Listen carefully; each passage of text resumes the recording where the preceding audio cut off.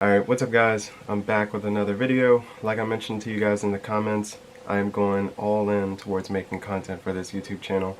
I also am doing quite a few other projects and I still do have a job outside of all this, so I appreciate you guys if I can speak English. I appreciate you guys just for all the support.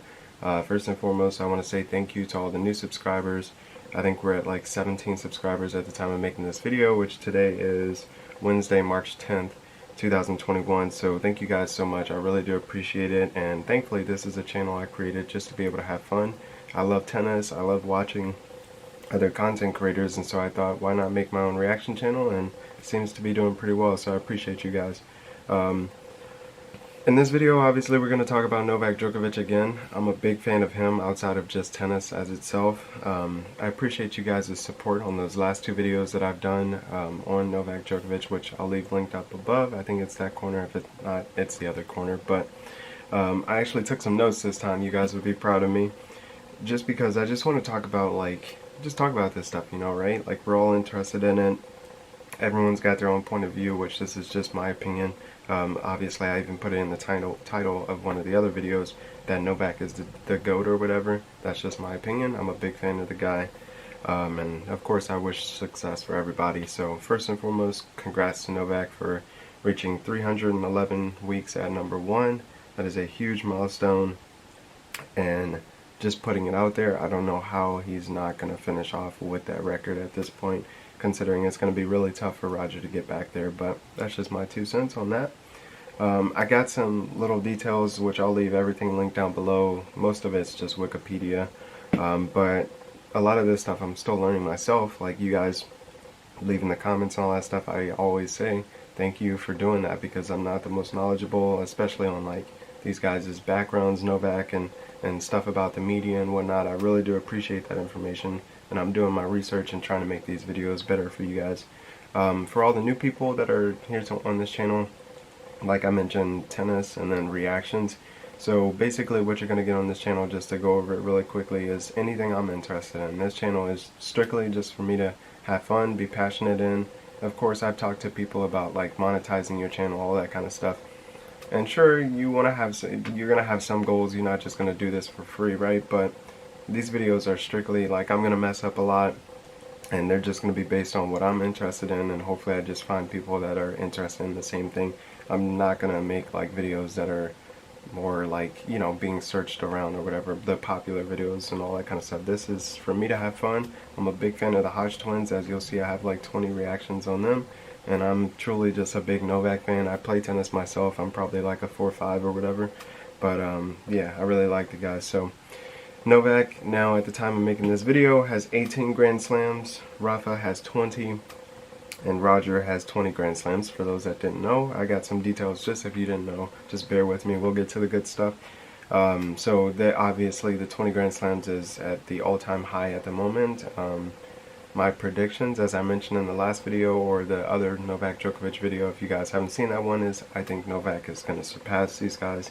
I think he's going to finish off with the most, and I don't know how anyone, at least anyone that's born right now or that's playing professional tennis right now, is going to surpass these guys. I think that this is what we're going to see, at least in like my lifetime. I'm in my mid-20s.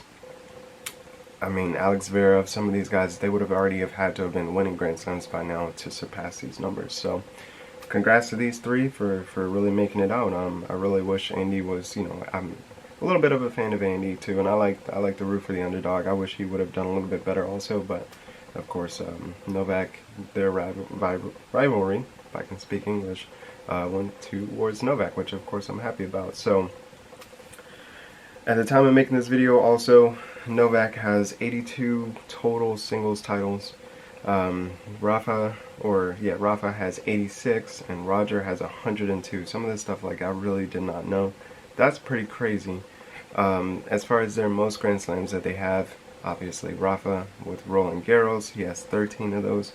Roger has 8 Wimbledon titles, and Novak has 9 Australian Open titles. So the reason why I'm mentioning a lot of this stuff to you guys too, and I'm going to try not to make the video too long, is there's that debate, right, that we're all talking about here, as we mentioned in the last video for those that commented on that one, of who is going to be the GOAT. And not to give any more detail towards it or even talk about it anymore, But this is some really like evidence-based stuff as far as like who you should root for. All my money, I'm just gonna say, is gonna go on to Novak, and I'm really presenting this stuff to you guys to say this year is gonna be a big year as far as like how things turn out. I mean, just suppose if Novak, Roger, and Rafa couldn't play for the rest of the year, like COVID, unfortunately the pandemic kept going and the tour just stopped at the moment, we would be where we are, which the numbers don't lie a lot of times. And so considering the fact that all these guys are coming back and they're going to continue playing this year, I think that these details really do matter. So Novak has 9 Australian,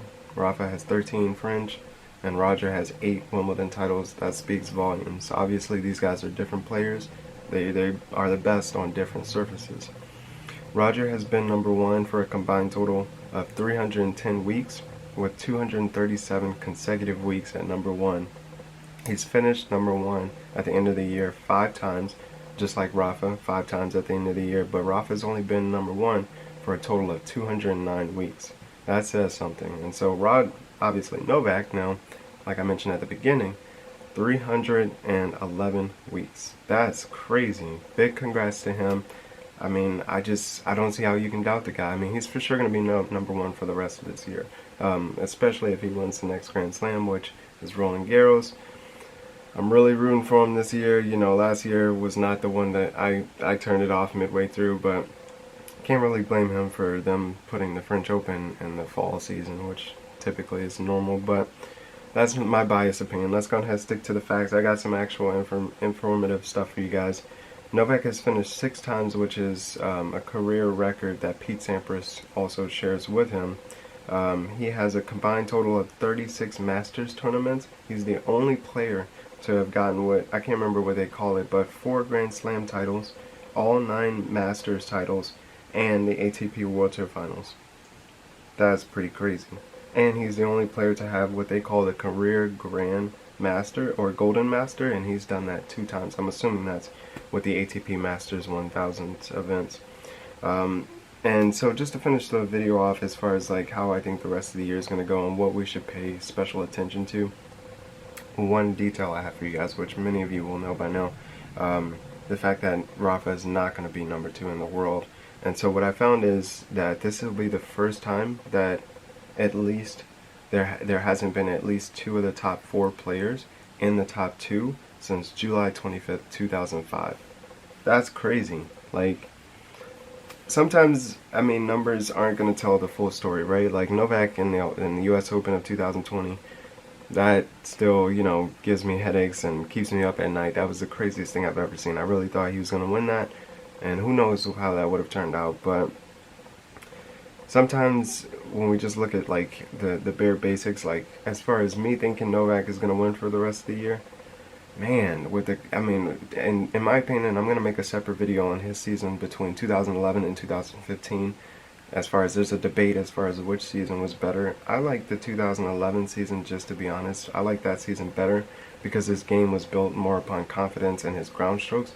Now his ground strokes are just so, like the average pace of his ground strokes, has to be more or less in my opinion. Or maybe it's about the same, but his game is so much more structured now than it was in 2011. And I just think that the way he played, which was taking more risk, especially from the baseline and whatnot back then, now it's so much more structured, coming to the net, finish with volleys, more drop shots.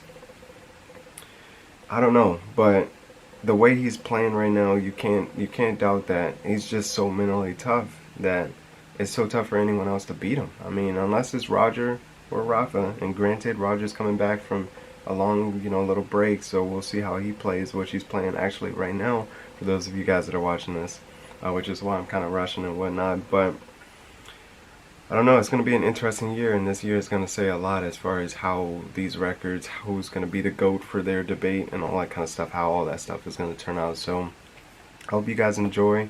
Bear with me as I try to make these videos better. And yeah, thank you guys so much for the support.